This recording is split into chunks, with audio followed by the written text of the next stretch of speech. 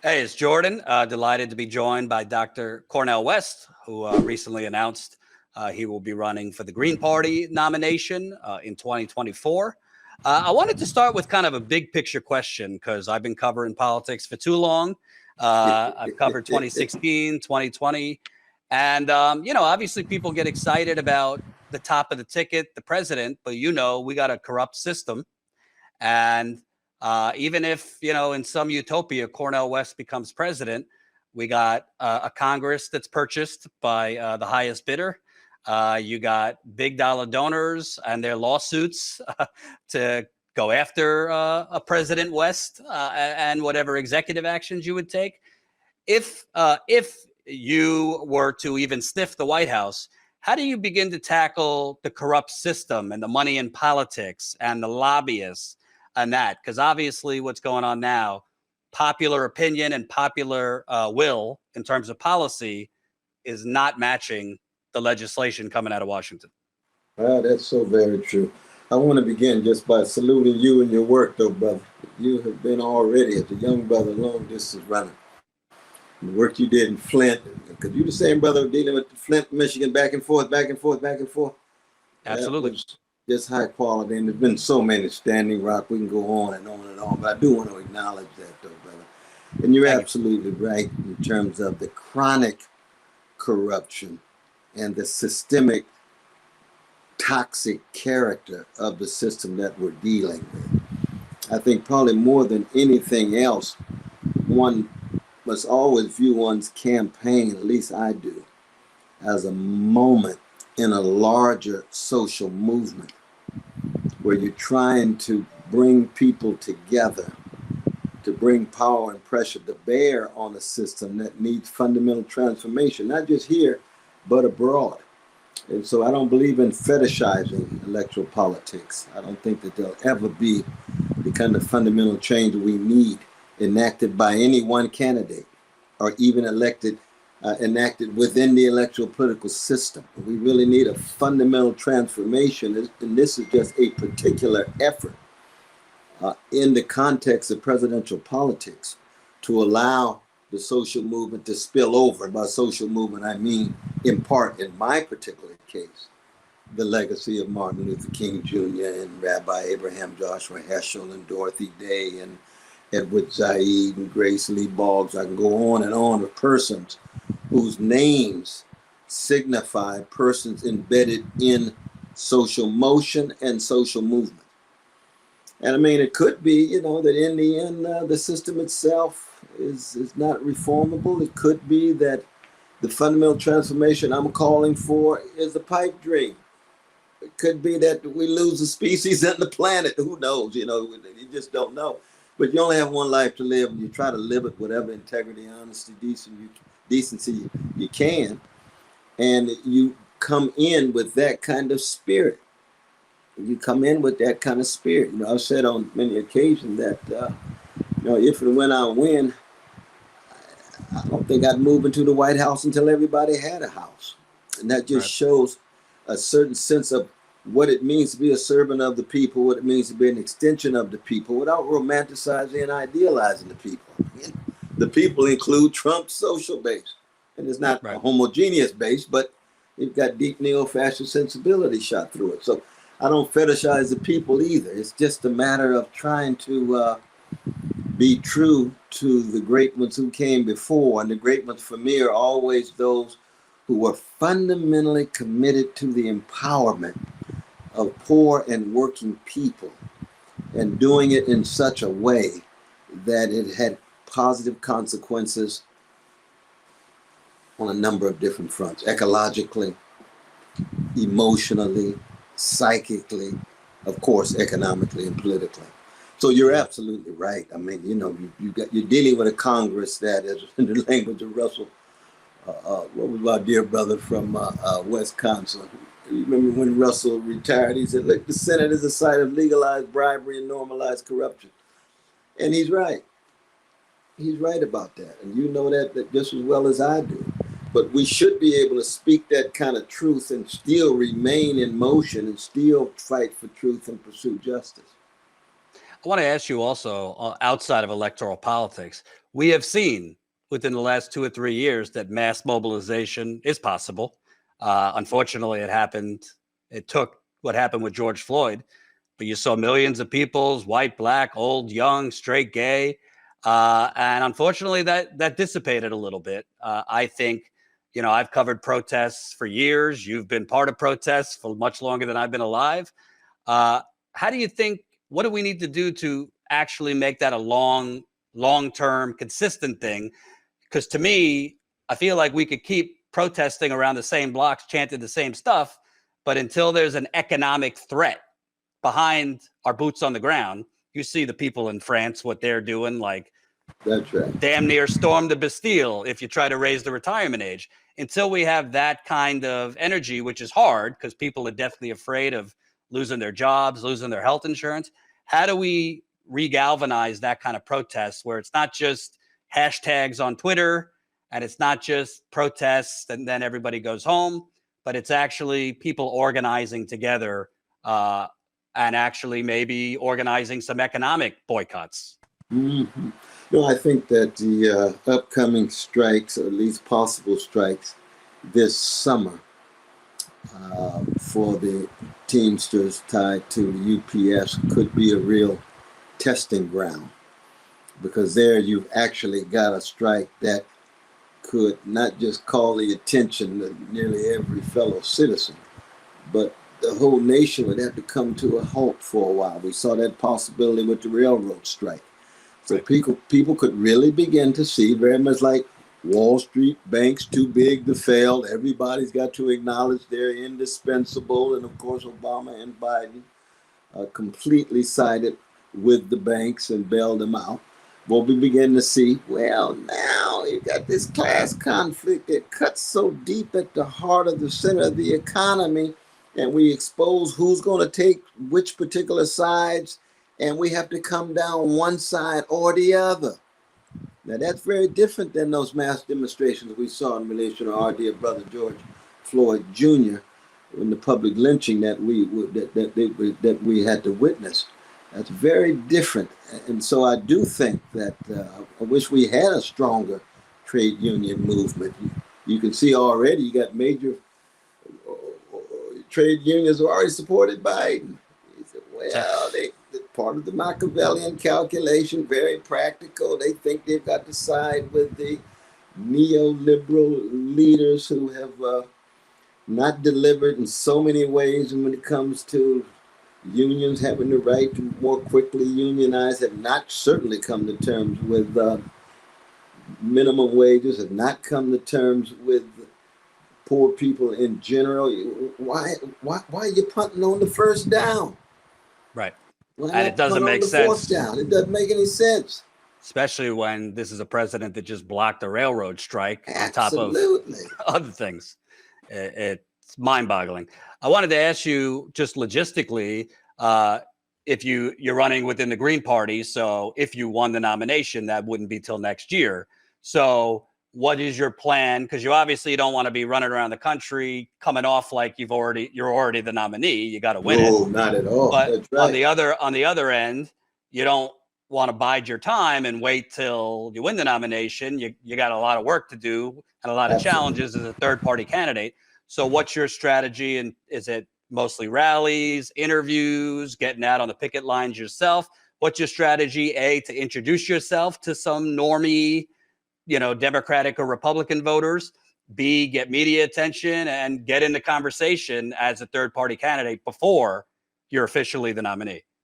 I mean, one, thanks to you and Sister Amy and so many others, and including even a few of the corporate media folk who've been open to me, that I've been very blessed to be able to at least put out a certain sketch of my vision around the country and even the world. And that has to do with I'm just, highly visible person, and therefore they're kind enough to have me on.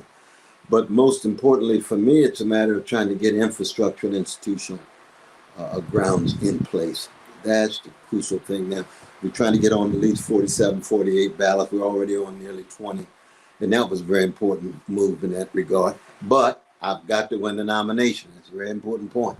I want to treat with great respect all of my brothers and sisters of all colors and siblings too in the Green Party, and say that I'm going to be fighting for that nomination just like I'm going to be fighting for the presidential candidacy if I win that nomination thereafter. But I do plan to go to each and every community, though, brother. I believe that it's very important, no matter how grim and dim times are, that we don't look at each other as stereotypes, but really complicated human beings who can go in a number of different directions, some of whom we might have very deep disagreements with, but we still approach them as human beings and think that we can make a case. I still perceive people say, well, that's naive, Brother West. You go into Trump country and you're going to see xenophobes. Well, I was in Charlottesville. I know what very sick white brothers look like, you know what I mean? But they're still human beings. They just choose to be gangsters. And therefore, you don't give up on them, but you recognize they're your political foes while they're still human beings.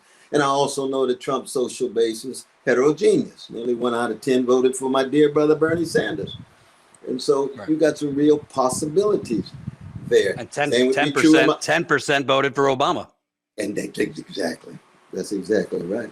But that's true even in my beloved Black community. You know, I've got to wrestle with misogyny. I've got to wrestle with homophobia. I've got to wrestle with transphobia. 18% of my Black brothers voted for Trump. So that but I still approach them as human beings, you see, and this is very important. We have some deep disagreements on certain cultural issues. I could go into Palestinian community and say, I noticed that you all were not on the cutting edge in the critique of the Iranian mullahs who were mowing down the young Iranian young people. When I'm in solidarity with the young people. Right. So in the name of a Muslim unity, I don't want to hide and conceal the barbarism of the mullahs. Or I go in the Jewish communities. Oh, Brother West, you disagree with us. We believe in the Zionist project. Well, you got a lot of different kind of Zionists out there. You got right wing, you got center, you got liberal. I'm critical of Zionism as a whole, absolutely. But I can speak to my Jewish brothers and sisters and say, I am in deep solidarity with Palestinian brothers and sisters under occupation. I would say the same thing if there was a Palestinian occupation of precious Jewish brothers and sisters. It's a moral, it's a spiritual issue. I think when you approach it in that spirit, there's a real chance of communicating, at least better than the ugly name calling and finger pointing that's mean. Now, I do call people names. You know, I call Brother Trump a gangster. I believe a gangster is not a subjective interpretation. There's objective conditions, evidence to allow me to infer that. Or if I call Biden a hypocrite, I think there's real evidence that allows me to say that. So I do believe in righteous indignation. But that righteous indignation does not mean that I'm hating or trying to get something out of revenge. We've got to get beyond the politics of hatred and revenge to the best of our human ability. We're all cracked vessels. But that's also a spirit of the campaign that in many ways is invisible and immeasurable, but I hope that it's felt and people can see, well, we're dealing on a different spiritual and moral level here in terms of trying to be honest and candid. No purity on my behalf, but some quest for integrity. I think that provides a certain hope for the country, given the grimness of our moment. And as part of your strategy, I agree with going into Trump country. I personally saw rallies I covered. I was shocked in 2016 when I asked Trump supporters, who's your number two? You'd expect them to say another Republican. I mean, not a few, a lot said Bernie. So I do think there's a lot of crossover. You testify to what I'm talking about. Yeah, absolutely. But obviously the biggest voting bloc in America is the non-voter. How do you play? Obviously you would need infrastructure in a campaign, but what are your thoughts on trying to target people who have checked out and just don't vote? Oh, no, that's going to be a very important target, my brother. Very much so.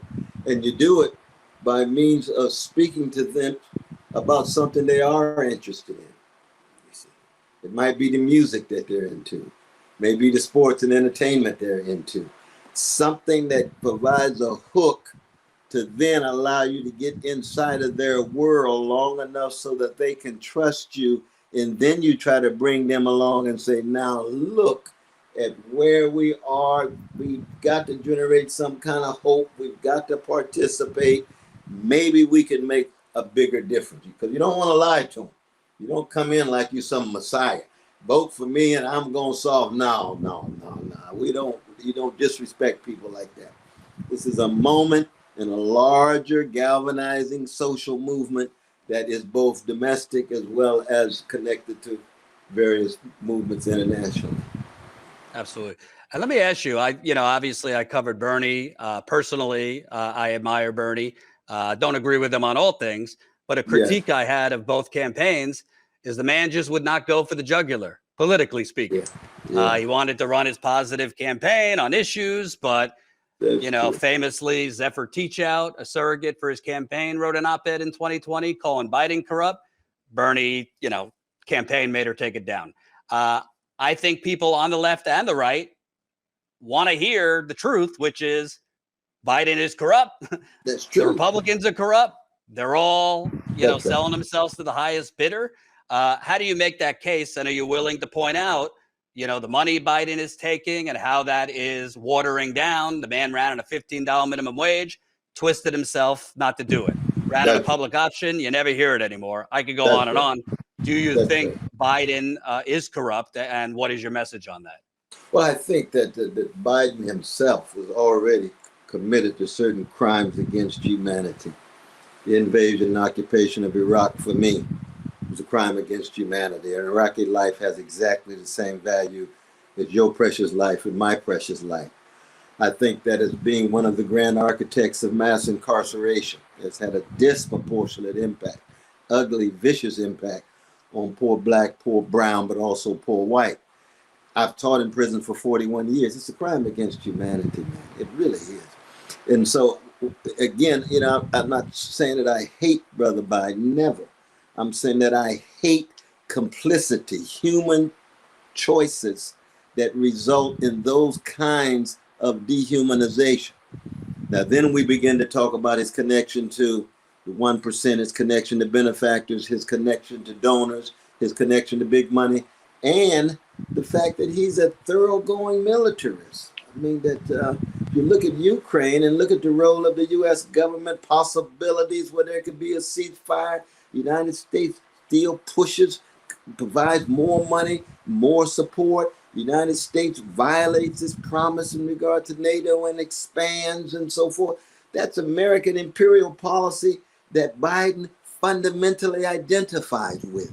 That needs to be pointed out. That doesn't mean that our precious Ukrainian brothers and sisters are not suffering. It doesn't mean that we are not in deep sympathy and solidarity with their suffering, but it means that we are against the American imperial policy that helped provoke this kind of criminal invasion and occupation. It has to be put in the larger context, and we haven't even got to 2014 yet in terms of the coup. So these are the kind of things that need to be pointed out. And it's true that, Brother Bernie, I'd always tell him, and, he's my dear brother forever, but I always tell him, he got to be true to himself. And in being true to himself, he's not the kind of brother that goes for the jugular. I'm a different kind of brother. I'm a different kind, you know what I mean? I'm a different kind of brother. We on stage and we singing Ebony and Ivory. He gonna sing in his tune, and I'm gonna sing in mine. Right. And we still brothers, but we sing at a different kind of a different kind of style, a different kind of way of going at it. Now, of course, he had righteous indignation at Wall Street, and he would go over the jugular when it came to Wall Street, greedy elites and so forth. But I think one has to have that same or similar sensibility when it comes to militaristic policies abroad, imperial policy abroad, as well as the corruption and the role of big money in both parties. Mm. And I mean, it's a way of saying, well, how do you decommodify healthcare? How do you decommodify campaign finance? How do you demilitarize your foreign policy? How do you decarbonize the air? Well, all of these have something to do with the organized greed at the top. Right.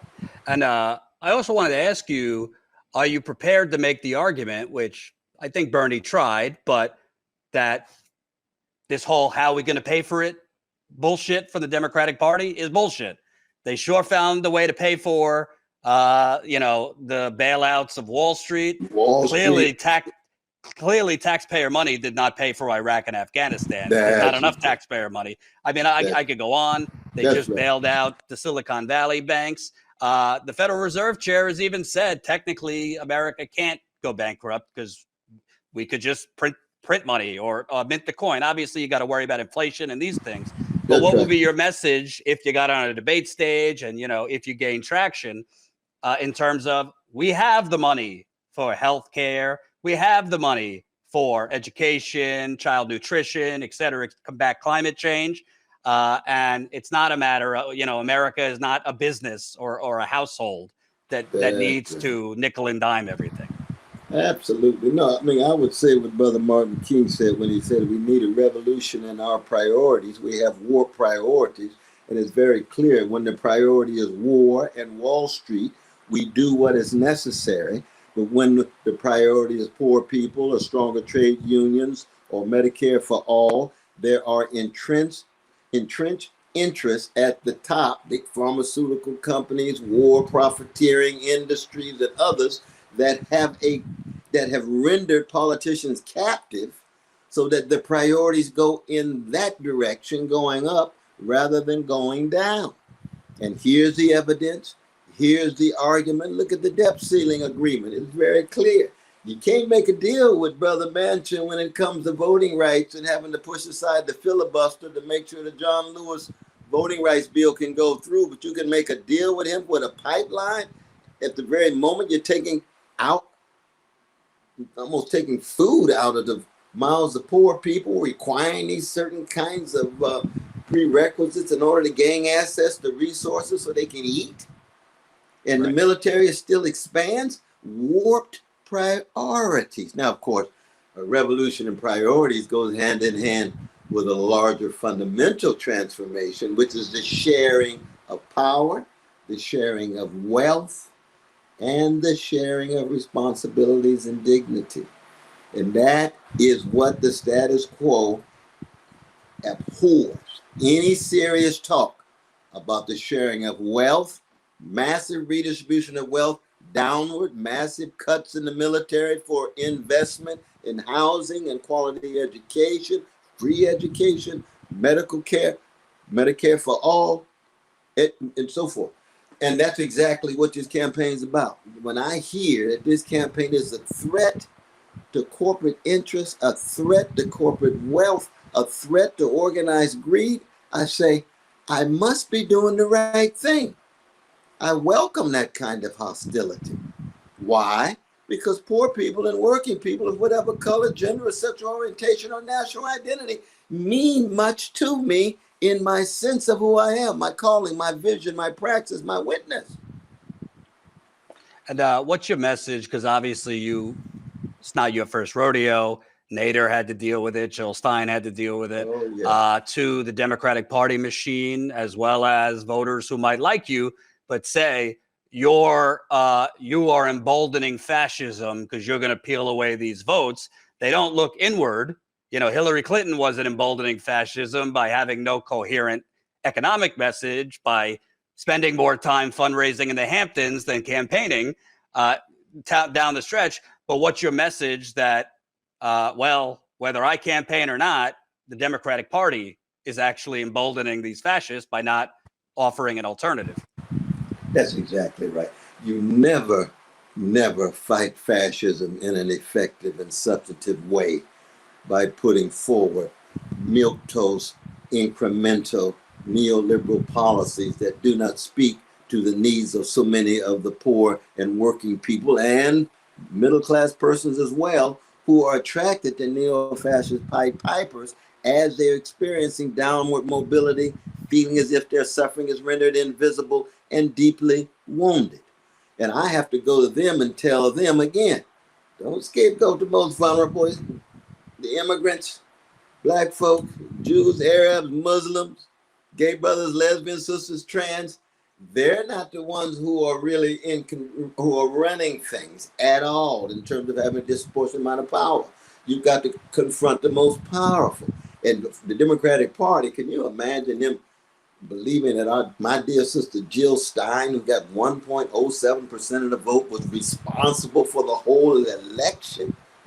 Or that brother Ralph Nader, who I have such great, deep respect for, just like I do Sister Jill Stein, that his 2.34 is responsible for the whole election, and Gore couldn't take his own congressional district of Tennessee and lost Arkansas, and Hillary wouldn't even go to Wisconsin, and called so many fellow Americans deplorables, if not irredeemables.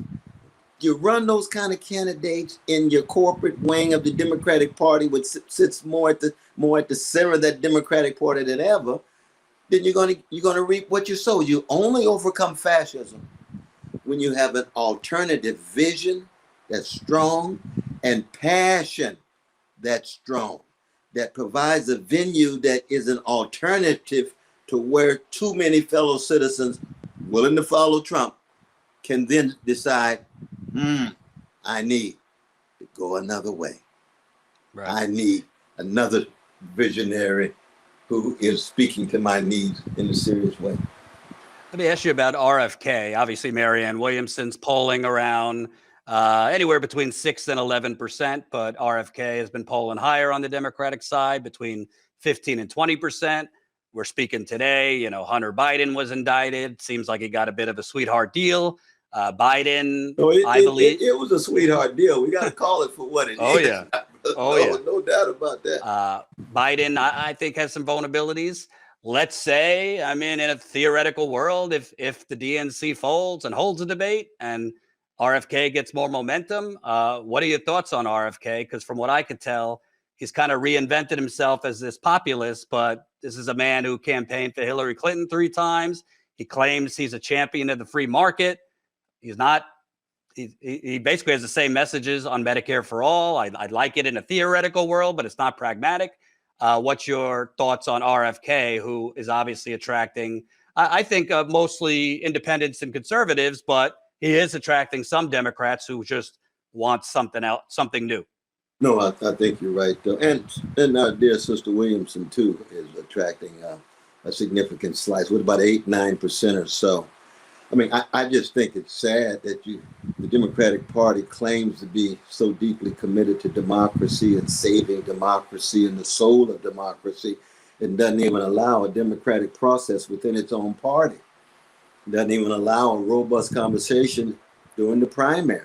Can you imagine the Democratic Party doing that to my dear brother Bernie?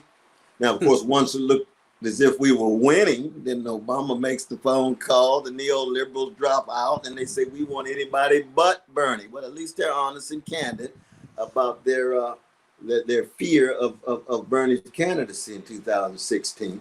So I just think it's sad that the Democratic Party is exposed to being so undemocratic. And I do have I've got respect for both Sister Williamson and Brother Kennedy, Jr. It's just that I just think that RFK, I don't know, we've worked together, and as I said, he's done some wonderful work against environmental racism, but he just strikes me as not having enough backbone, I must say. I don't know why he can't just fight for Medicare for all, if he believes it. If he doesn't, then that's different.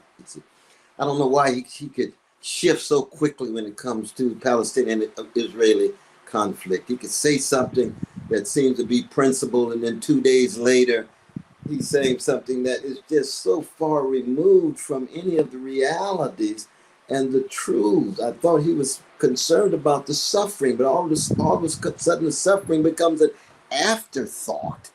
Right.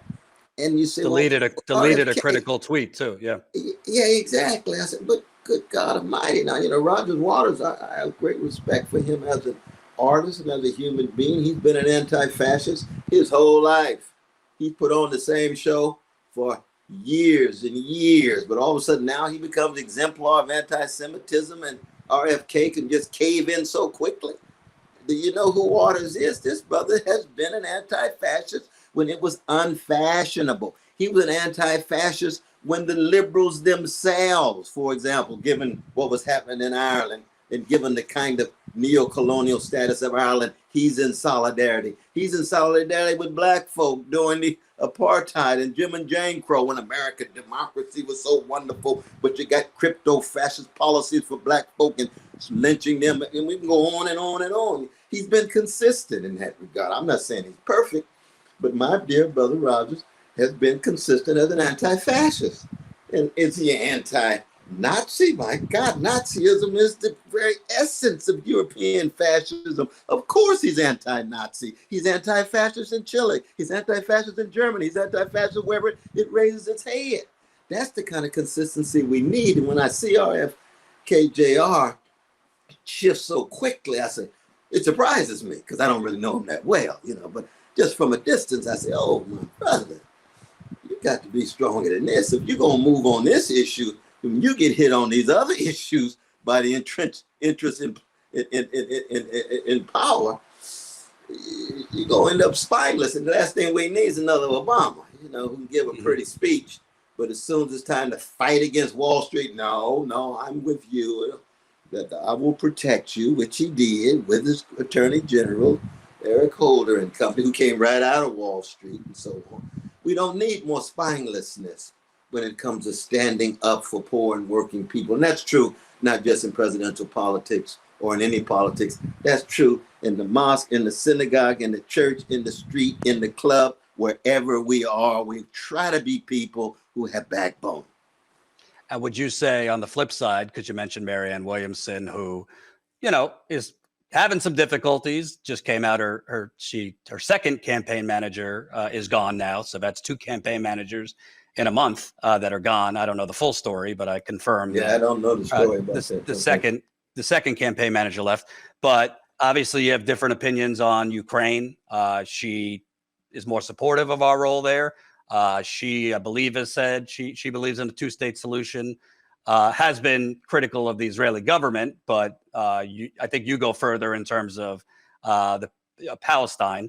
Do you think that's a matter of her not having a spine, or you guys just having some disagreements? And I'm glad you pointed that. You see, there is a difference between genuine disagreement and believing X but doing Y. The latter is spinelessness. The first one is genuine disagreements. And I think she actually does have a genuine commitment to the 2-state solution. And then we'd have to sit down and say, well, that it would have made sense many, many decades ago before the settlements expanded. It would have made sense under earlier historical circumstances and so forth. But unfortunately, that's no longer possible. So then the question becomes, well, how do you talk about both Jewish security and Palestinian dignity simultaneously? We must never, ever, ever allow for another massacre of precious Jewish brothers and sisters, which was one of the catalysts of the very attempt to create a Jewish state. Now, even I might reject the very notion of there ever being a state for one people, but I am deeply committed to ensuring that they have a security and a safety that is real as a heart attack, is concrete. And the same would be true for Palestinian dignity, that Palestinian need for justice, 2 non-negotiables. Now, how do you come to terms with it? And my Zionist brothers and sisters would say, Brother West, the only way we can conceive of Jewish security is a Jewish state, which has a Jewish supremacy, will have other non-Jews who are part of it. They be citizens of a certain sort, but they'll never be have the same citizen status as those who can come in. I say, I understand the argument. I'm not persuaded by the argument, but I'm deeply moved by the need for Jewish security. Right. Then I come right back and say, you'll never have that security if you have a state that's predicated on domination and occupation of Palestinians. Then I go to my Palestinian brothers and sisters. I say, now at the same time, I am deeply committed to a view that does not lose sight of the humanity of Jews. Killing innocent Jews, talking about Jewish folk as if they're less than human. I have no patience for that. I'm committed to Palestinian dignity and Palestinian justice, and to ensure that they're able to live lives of decency and of dignity. And so what do? Well, you then have a possibility of some kind of federation. That's not 2 states. You have some kind of either a secular state that has built within it certain kinds of autonomies and certain times of mediation to ensure they're not at each other's throats. Something like that has to be talked about seriously, because there can never be, I don't think, a longevity of an apartheid-like condition in the West Bank and in Gaza that has any moral content, that has any spiritual substance. And you know, I think of the great legacy from Amos to Esther to Abraham Joshua Heschel. Would say, look, we've got to examine our great Jewish values of Hesed spread to the orphans and the widows to help us think of how we can create a coexisting condition, whatever form that takes. The two states was once a possibility. I think it's been undercut by the expansion of this settlement. And that's a very sad reality. But again, this is the kind of argument I'd have with my dear sister or any other person who holds her position. Let me ask you, in America here, you know, obviously I hear a lot of people talking about Nazis in Ukraine and supporting Nazis in Ukraine, and I understand that. There's a growing neo-Nazi problem right here in America. I mean, they're showing up outside of Disney World. We've covered, they came and harassed children who, with their parents, went to a drag show and were read a child book by a drag queen. We've seen them at Trump rallies. We've seen them at DeSantis rallies. I've seen them at some of the rallies I cover. And that's before you get to a lot of the folks that are out there protesting and, you know, some of them organizing violence against LGBTQ people. We've spoken about fascism, but obviously every politician, Democrat, Republican, they always run, let's lower the temperature, bring people together. It's all bullshit. They don't care about that. But I really think people are being radicalized. And what are your thoughts on that? You speak a message of love, but how do you kind of get into those, not physically, but you got the chat rooms where people are plotting and conspiracy theories and anti-Semitism and homophobia and et cetera. How do you kind of shift the paradigm on this hate? Yeah, but I mean, you know, that's a perennial problem in the history of the species, though, brother. Most of the history of the species is organized hatred, institutionalized greed, routinized indifference to the plight of the most vulnerable, and fascism in its various forms. I mean, you know, as a black man, we've been dealing with the Klan for over 50 years. When I was in Charlottesville, they were right there in our faces, right? Proud to be in public with their own unifying efforts and so forth.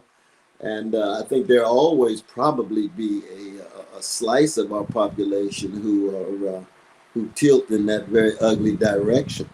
And I think all we can do is to try to speak to their children and their friends and their cousins and try to convince them, in fact, that that's deadly, that's destructive, it's immoral, and that both argument as well as mechanisms of accountability.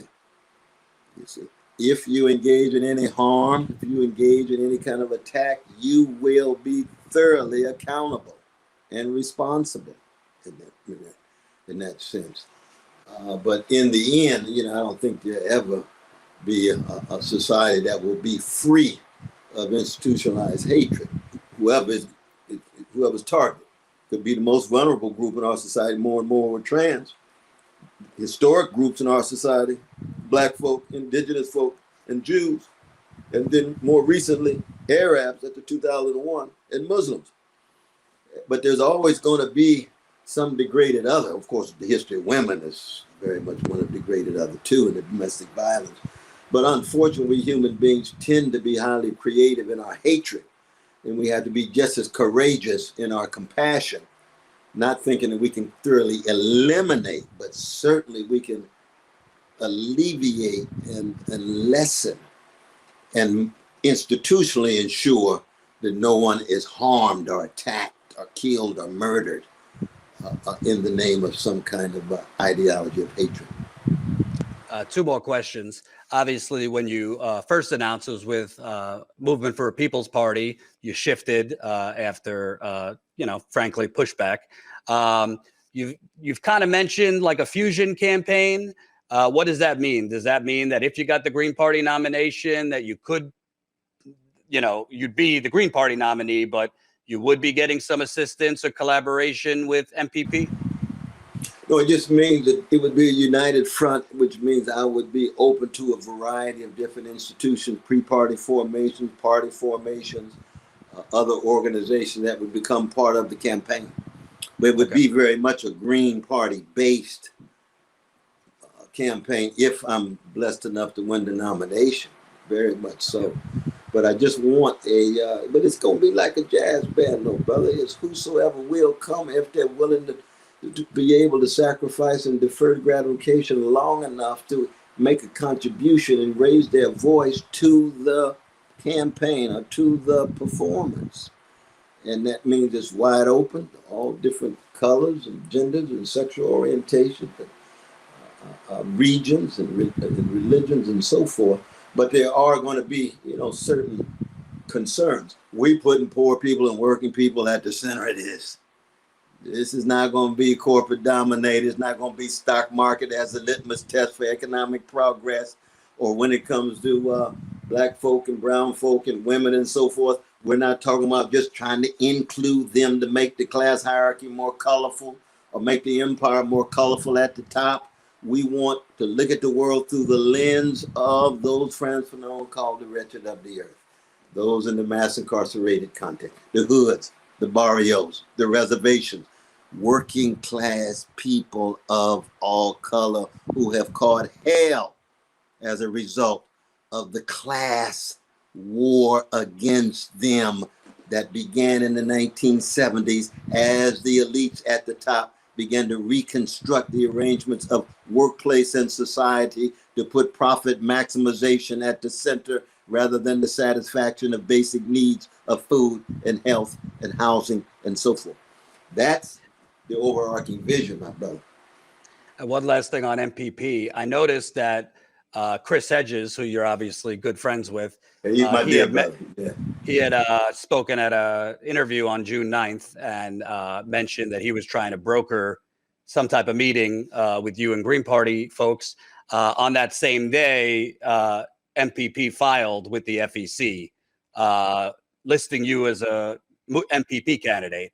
Your signature wasn't on it, so I just wanted to ask: were you aware that they had filed? Yeah, I don't know exactly what happened. I mean, I'm told that they had sent it in the mail. It hadn't just arrived that day, but I don't know exactly what happened. But there's no doubt that that brother Chris played an important role in that regard. He and I have been brothers and comrades and partners for over 35 years or so. And thank God, the Sister Jill Stein and my dear brother Ajamu Baraka played an important role in just helping make a transition, because I think it was very important. I don't need distractions. We got to focus on the suffering of working people and poor people, how we come up with ways of generating vision, analysis, and organization to improve that suffering both here and abroad. And the last thing I need is to deal with internal squabbles that have to do with parties. We've got to be able to, as Curtis Mayfield would say, keep on pushing.